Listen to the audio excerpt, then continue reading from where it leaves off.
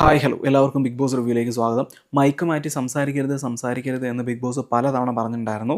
ഇനി ചെയ്തിട്ടുണ്ടെങ്കിൽ തക്കതായ ശിക്ഷ തരുമെന്ന് പറഞ്ഞിട്ടുണ്ടായിരുന്നു. ഇന്നലെ രാത്രിയും പാറുവും കമറുദ്ദീൻ മൈക്ക് മാറ്റി സംസാരിച്ചു.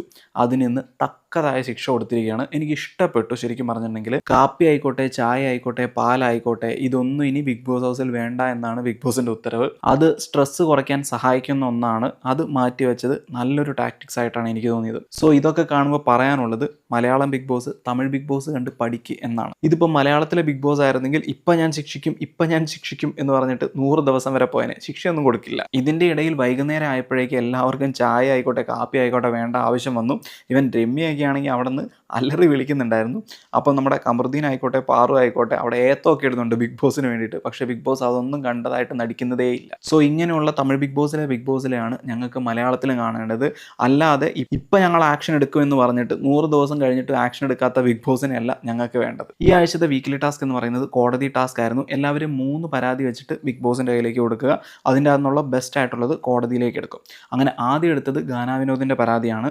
ഗാനാവിനോദിൻ്റെ പരാതി എന്നത് ഗാനാവിനോദ് കാരണമാണ് വാട്ടർമെലൻ സ്റ്റാർ ബിഗ് ബോസ് ഹൗസിൽ നിന്ന് പോയത് എന്ന് ആതിര പറഞ്ഞ ആ കാര്യമാണ് ഫസ്റ്റ് കേസായിട്ട് എടുത്തത്. വിനോദിനായി ഹാജരായത് വിക്രം വക്കീലും ആതിരയ്ക്കായി ഹാജരായത് അറോറ വക്കീലുമാണ്. വിക്രം വക്കീൽ എന്ന നിലയിൽ സൂപ്പറായിട്ട് പെർഫോം ചെയ്തിട്ടുണ്ടായിരുന്നു. നല്ല നല്ല പോയിന്റ്സ് പറഞ്ഞു, നല്ല നല്ല ചോദ്യങ്ങൾ സാക്ഷികളോട് ചോദിക്കുന്നുണ്ടായിരുന്നു. ഈവൻ വിയാനോട് ചോദിച്ച ആ മറച്ചും തിരിച്ചുള്ള ചോദ്യമൊക്കെ നല്ലതായിരുന്നു. ആതിരയ്ക്ക് വേണ്ടി ഹാജരായ അറോറ അത്യാവശ്യം ട്രൈ ചെയ്തു.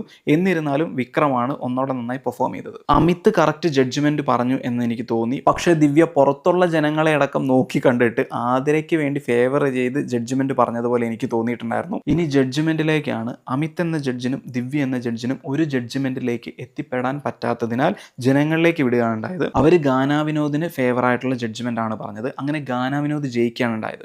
അപ്പോൾ അവിടെ ഒരു ജസ്റ്റർ കാണിക്കുന്നുണ്ട് ആതിരേനെ നോക്കി ഗാനാവിനോദ്. അതൊട്ടും ശരിയായില്ല. ശരിക്കും പറഞ്ഞിട്ടുണ്ടെങ്കിൽ അറിയാതെ സംഭവിച്ചതാണ് എന്നെങ്കിലും ഗാനാവിനോദിന് പറയാമായിരുന്നു. പക്ഷേ അകത്ത് ചെന്നതിന് ശേഷം ആതിരേനോട് പറയുന്നുണ്ട്, നിങ്ങൾ പല ഗോഷ്ഠികളും കാണിക്കുന്നുണ്ടല്ലോ, അങ്ങനെ ഞാനും ചെയ്തതാണ് എന്ന്. ശരിക്കും പറഞ്ഞിട്ടുണ്ടെങ്കിൽ അത് ഭയങ്കര ഓക്വേർഡ് തന്നെയായിരുന്നു. പക്ഷേ എഫ്ജേനെയും ആതിരേനെയും ഗാനാവിനോദ് വെച്ച് സംസാരിച്ചത് എനിക്ക് തെറ്റൊന്നും തോന്നിയില്ല.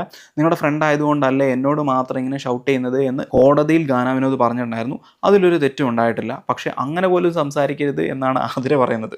ഇവർക്ക് പണ്ട് ചെയ്ത് കാണിക്കാമായിരുന്നു, ഇപ്പോൾ പറയുന്നതിലാണ് തെറ്റ്. സോ ഒരു കണ്ടസ്റ്റന്റ് എന്ന നിലയിൽ ഗാനാവിനോദ് അത് ചെയ്തതിൽ ഒരു തെറ്റുമില്ല.